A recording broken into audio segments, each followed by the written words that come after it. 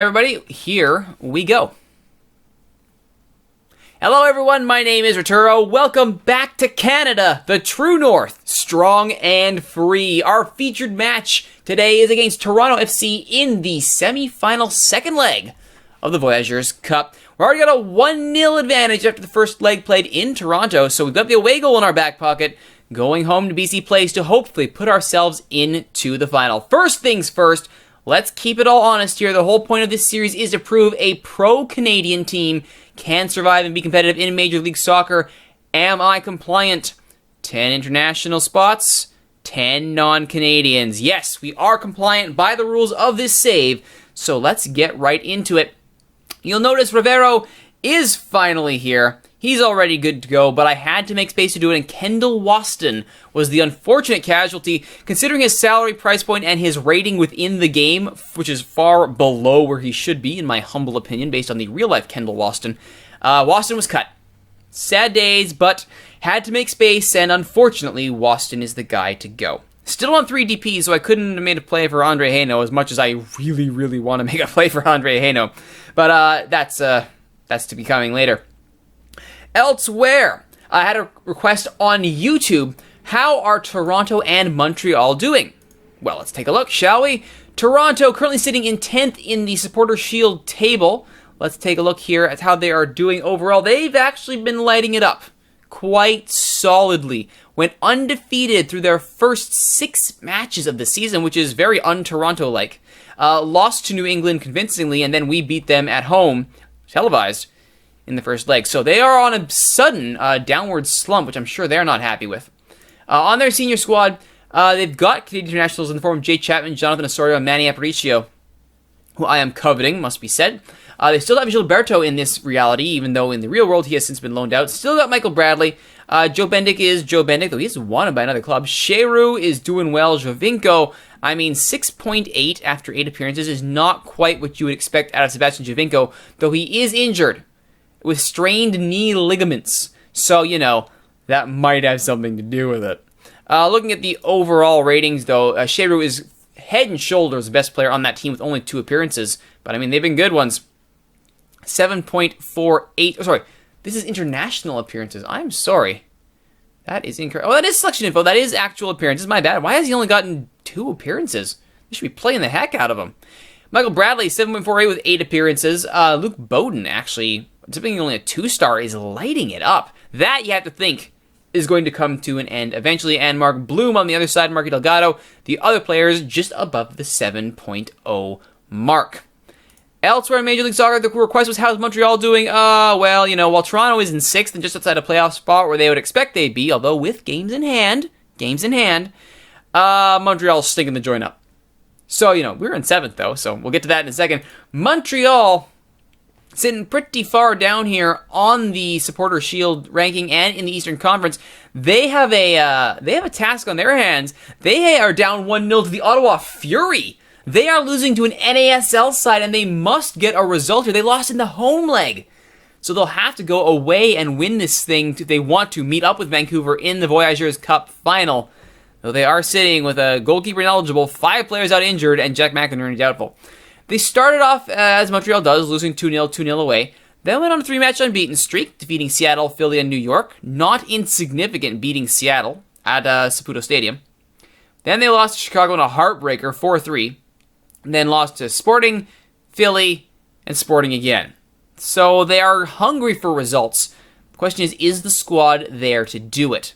Our scouting of them has not been pretty solid, so I can't say for sure, but I do know that they are a shadow of their former selves. And if you look at the average rating here, that tells you why. Only 3 players cracking the 7.0 mark. 7.5 for Ignacio Piatti, that's that should be as it is. He is fantastic and should be getting that kind of result with 6 appearances, 7 if you include his sub. 7.13 for Wander Lefebvre. Blake Smith, a 7.05 left winger. Not a bad pickup there for Montreal. Yeah, not too bad. Not too bad, all things considered. So that's how they are doing. As for Vancouver, since of course this is all about me, let's be honest here, it's always all about me. We're doing a little bit better now. Kofi, 7.26 average rating. What more could you ask for? Gershon Kofi has just been absolutely lighting it up. Not Matthias Lava, who you'd think would be, but he's sitting at 6.65, really struggling is Lava. Kofi, though, lights out, 2 goals, 2 assists. That will certainly help your case in 10+1 appearances. Adekube doing very nice in 3 appearances, 7.1 average. Beitashour 7 average in 6 appearances. And just off the pace, Pedro Morales 6.9 in 7 appearances. 2 goals and 2 assists to the Chilean playmaker's credit. But he is recovering from a pulled hamstring. As you can see, injuries have been taking their toll on this side. As we've mentioned before, it's been a running theme. Nana Adekora also suffering as well with the groin strain. He'll be back sooner than later, thank goodness. At least Nicholas Mosqueda is off his injury. Now we've got to get him up to fitness.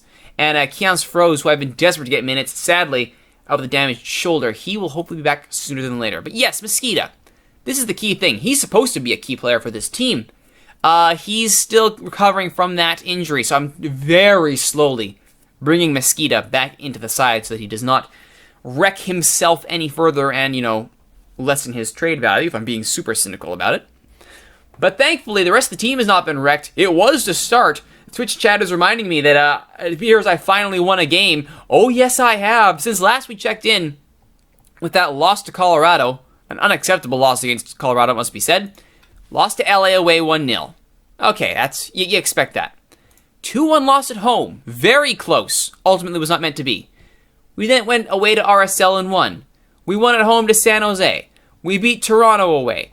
We beat Columbus away. We're on an uptick here. 4 wins in a row, 3 in the league. Can we make it 5 with a semifinal win, or at least a draw? I accept a draw here. That would get us through. Then we follow that up with a Cascadia Cup match against Seattle. Ooh, fun times ahead here for the blue and white. Let's take a quick look here at that RSL match. That's always a tough opponent, RSL. They've been a boogeyman team for me for years. It was 2-0.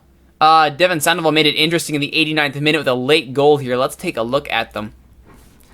Only the one real interesting goal to show since Pedro's first was from the penalty spot in the 23rd minute.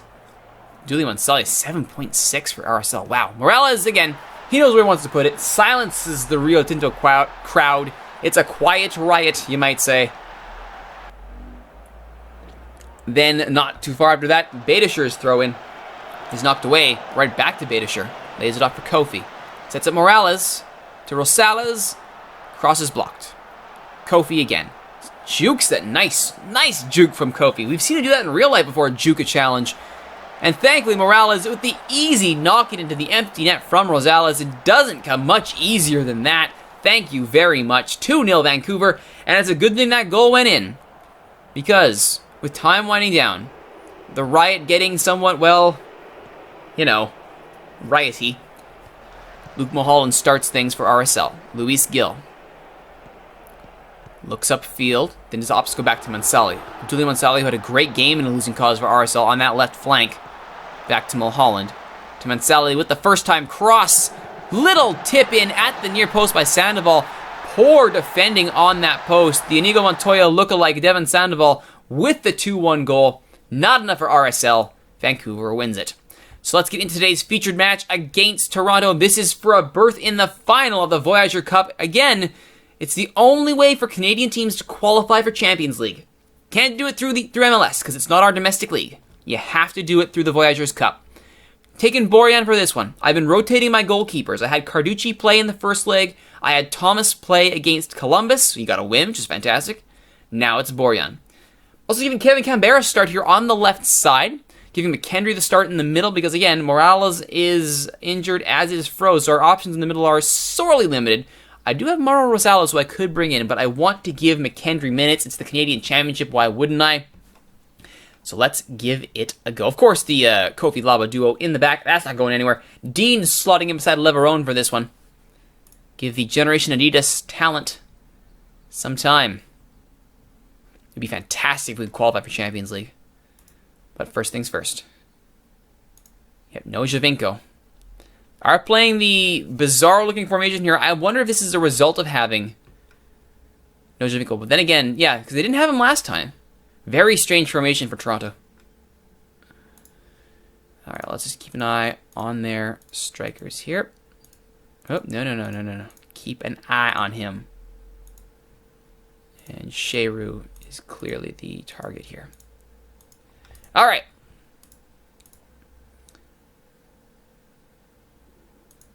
take control of this tie. Good, they bought it. And away we go. Toronto in their red, Vancouver in their white. Canadian colors for the Canadian Championship at BC Place. Looks like there's a decent crowd on hand here to watch this tilt. No away support. Not a shocker.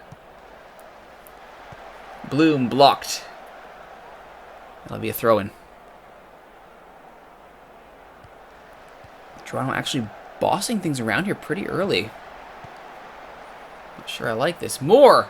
Boria actually had to get a paw to that. Oh my, Osorio now. I'd love to pick him up from Toronto. That would be a good...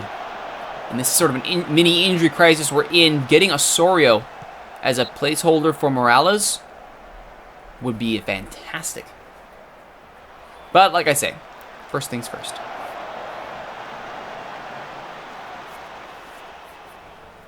Possession is disturbingly high in favor of Toronto, though we are only 7 minutes in. Ashton Morgan, former Toronto man. 2 former Toronto players actually in this lineup. Morgan and Laba. Kofi. Rivero. Oh, from distance. Bendick probably didn't need to go for that, but here we go. Twitch chat is saying we will riot if Toronto wins. Considering Vancouver's history with that, maybe not the best suggestion. Ooh, little back heel from Steven Beitashour. Fancy from the Iranian international. Kofi, brought down by Sheru. Beitashour follows up. Sheru takes him down. Clumsy animation, though. Looked like he got tackled from behind. And Gilberto, he is indeed offside. Looked like he was on the shoulder there. Would appear not. Still Vancouver's game here. They are just, Toronto's game. They're just taking it to Vancouver. We may have to go to counterattack here, you know? Either that or, actually, you know what? Let's go the other way on this. Let's go the other way. They need to come to us. Oh, good. Hey. They're getting in foul trouble. I like it. Yeah, they're getting in serious foul trouble here. 5-1. Yeah, they are doing an unfortunately good job here. So it's on work to the box. I mean, I'm telling them not to cross. I don't know what more I can do there. Oh, yeah, come on. Book him. Yeah! Take that, Bradley. Though he will get a free kick, but he will not hit the net. All right. Still looking good here. 0-0 draw is fine. I'd like us to score a goal. Please and thank you. Moore! Luke Moore looking for it there off the free kick. Nothing doing. Toronto actually out shooting us convincingly. They've switched styles of play, have they? Apparently there are some in my Twitch chat that would prefer a Toronto win. I would like to say, unequivocally, you're all horrible people. All right, halftime approaches and it remains 0-0. Tavio Rivero's free kick. Can't hit the net. That's fine, though. You all know what to do out there. Good. Off we go. Leverone to Morgan. Now, we're just going to try something here right off the kick, or is it just going to be a... Yep, Canberra lets it go. All right. Canberra has not had the best day at the office, but again, pretty high pressure game.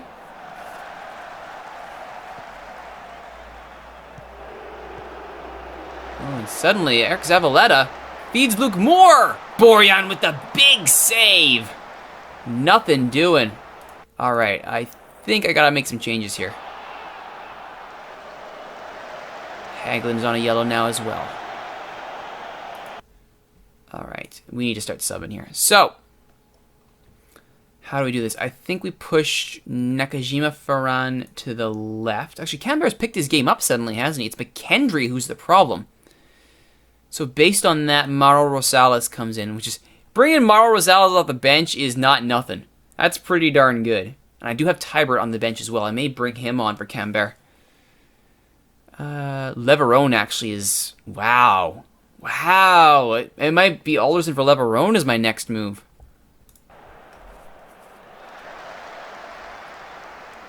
Rivero looks up. Dean is his target, and the header is there, but it's wide by Dean. Oh, good. Everyone's picked his game up. Thank goodness. Thank goodness. Badisher. Kofi. Rosales. Rivero! Rivero! He's offside. Damn it. Damn it. I got so excited there.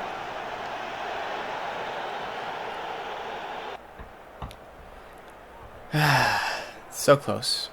Oh, it was so close. If he checked his run just a half step, that's in the back of the net and staying. Alright, so continuing with our earlier themes of fitness being a problem for this side, I know Canberra is unfit. I know for sure that Canberra is unfit, so I am going to sub Tybert into this match.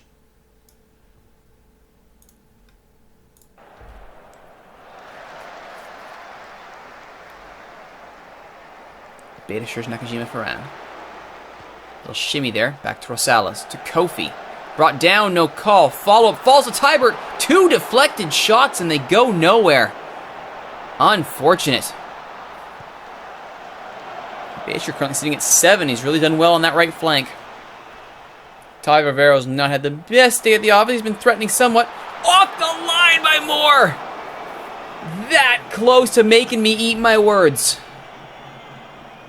Curse of the commentator. Dean actually starting to fall off here as the game progresses. That, I think, is probably going to be the final sub. Shore sells up defensively. Oh, fine save by Bennett. 2 options on that ball. Rosales, the one taking the shot. Saved by Bendick. Not clear. Oh, there's the clear by Haglund.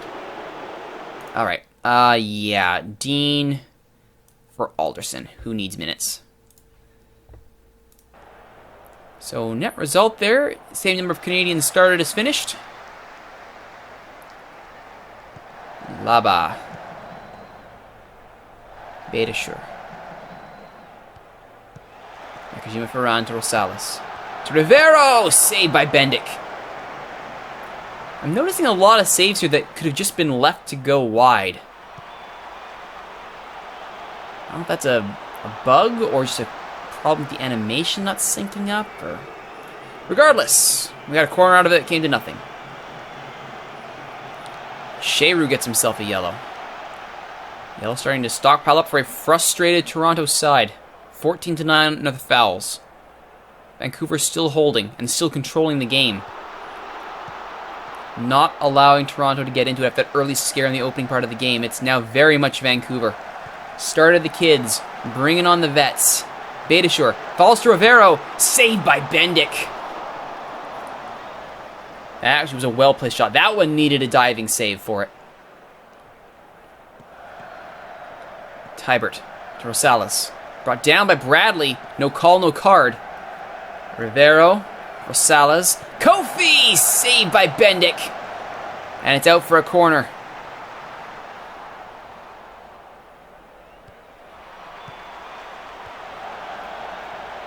Badisher now. Can he put it back in? He will. Rosales. Inside. Brought down is Tybert. No call. Rosales brought down. No call. The tackling in the box has been rough, let's say. No calls. Morgan, though, returns the favor and the ball's out for a throw. We've had 2 clear-cut chances and 1 off the woodwork. Still, it remains 0-0 at BC Place. 1-0 on aggregate. And will that goal be enough? It's not for lack of trying. We've played an aggressive game. We've played an attacking game. Now will we be rewarded? Nakajima front. He's got a streaking Tybert to go for, but he's brought down by Haglund. No card. And a counterattack is wasted. Lava, though, will try another one to Tybert. Rivero looks up. He's got options. These are for Rosales. Rosales to Nakajima Ferran! Off the bar, but he was offside. Mark Bloom looking for Sheru. Nice ball here. Luke Moore. Out wide for Bowden. Crossed in. Zavaleta! Borjan with the big save off Zavaleta in close, in stoppage time. That could have been a heartbreaking goal. But it remains 0-0 at BC Place. Alderson. Looking decent. 6'6". Improvement over Christian Dean. Not lights out, but again, Alderson's still getting his minutes, so not expecting the world out of the youngster just yet. It's not like blue and white, where Alderson eventually became captain of the club. Who knows, he might yet still. Then again, Borjan is here. Borjan, speaking of, there's the corner, and there it is! Goal kick, not a corner, doesn't matter. We're through to the final. Goodbye, Toronto! 1-0 on aggregate, 0-0 at BC Place, not for lack of trying. I want to make that very clear. I did not bunker that game at all. We were going for it. And we now go to the final. Now, here's the question. Who do we face? Looks like we have some Montreal and Ottawa scorers. It was Montreal, 2-0 Montreal over Ottawa, a 2-1 on aggregate. It will be Vancouver-Montreal in the final. Je me souviens. Will this be the revenge that Vancouver supporters have so desperately desired for many, many years?